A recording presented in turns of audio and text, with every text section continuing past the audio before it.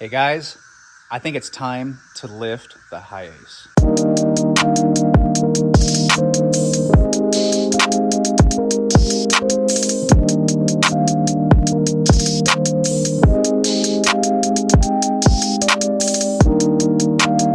So I don't have a microphone right now, so the cicadas are a little loud, so I might try to yell a little bit to this video. But anyways, I am not going to go with a lift kit from Romer or anybody like that. I pieced my own kit together, and we will talk about that. So I'm not taking credit for any of this. I found all this information off the Hiace owners Facebook group. And so we have some Moog springs that I think fit some type of Oldsmobile or Pontiac from the past. And then we have some shocks. These will be for the front, and I think these fit like an 80s Bronco. And then the rear shocks are the front shocks of an 80 series Land Cruiser. And then I have some low profile bump stops. So I will be including the part numbers. I have some larger tires and some different wheels that we're going to put on this. Now this is not going to be a how to lift your van tutorial. This is just going to be a before and after. I am going to measure the height from center hub to the bottom of the wheel arch, and then do the lift, and we'll remeasure and kind of show you what it looks like. I think this is a pretty level spot, and it looks like from the center of the hub on the front wheel is about 18 inches to the bottom of the wheel arch. So we'll take note of that. Then when we go to the back,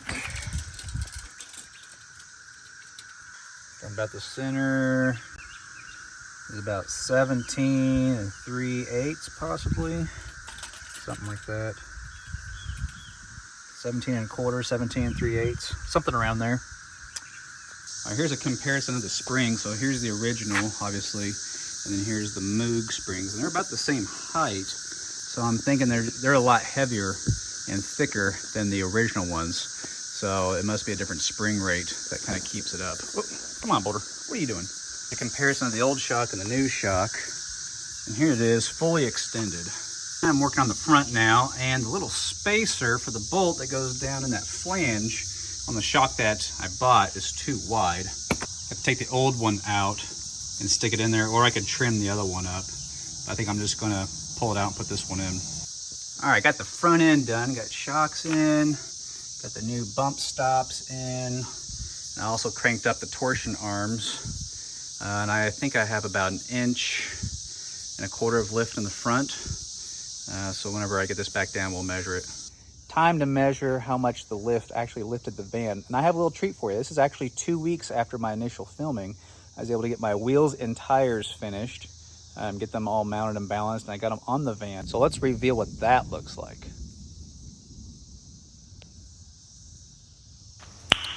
Nice. All right, so we'll start at the back wheel. So from the center of the hub, the bottom of the wheel arch is about 18.5, 18 5/8. So that's about a little over 1 inch of lift in the rear. And in the front, I pretty much did the same thing. I lifted it about 1 inch. So there's the center, and it's about 18.5. So these rear springs are kind of a mild lift. Like I said, it lifted it about, a little over 1 inch.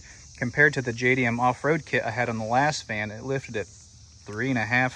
Well, the distance between the hub and the bottom of the fender arch was like 19.25, I believe. So if you're wanting a little more lift, you may go with a kit or some type of different spring. I can't remember how many cranks I did on the torsion bars, but I wanted to have enough travel between the bump stops, and so I had enough up travel and down travel. Now these wheels are SR5 wheels from like a T100 or from a 4Runner, so they're 15/7, and their offset is 8, and so it kind of gives an aggressive stance. Like the wheels, they kind of poke a little bit, which I think looks kind of good, because the stock wheels are real inset. This kind of gives it a little more wider stance, a little more aggressive look. One other thing to consider on wheels with this type of offset and width is, you can see that backside's kind of poking a little bit. Well, we got this sliding door, and it's pretty close to the interior of that sliding door. So depending on what type of tire you have, or if you have any wider of a wheel, that could rub really bad. So it's like barely I mean, it's probably touching it a little bit, but you know, it's not really rubbing really hard or anything.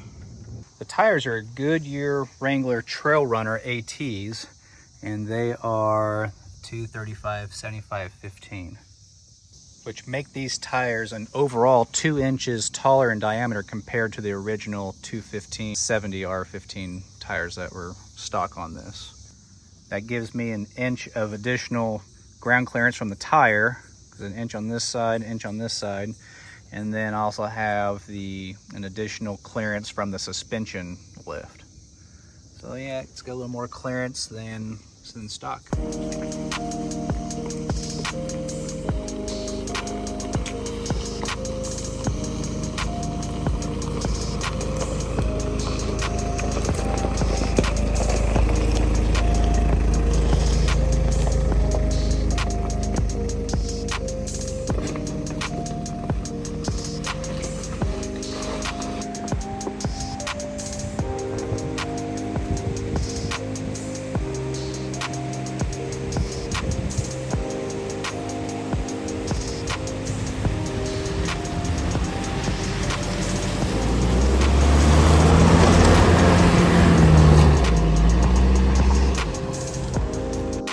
So the new suspension rides really nice. Of course, the old shocks were pretty wore out, so I have new shocks. It rides really nice.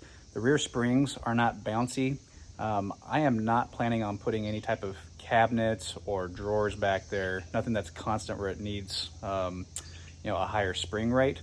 And so in my situation, the springs work really well. They're not bouncy, and it rides really smooth and really great down the road. It rubs just a little bit, but it's not terrible. Just backing in and out the driveway, turning into a parking stall, it doesn't rub. It's just whenever you start to compress the wheel a little bit, it will rub. Driving it on the trails down by the creek, a couple little places where it gets a little flexy on the suspension. Yeah, I really didn't have it rub anywhere. Overall, I am pretty satisfied with this lift, and I think it's a great option if you're on a budget.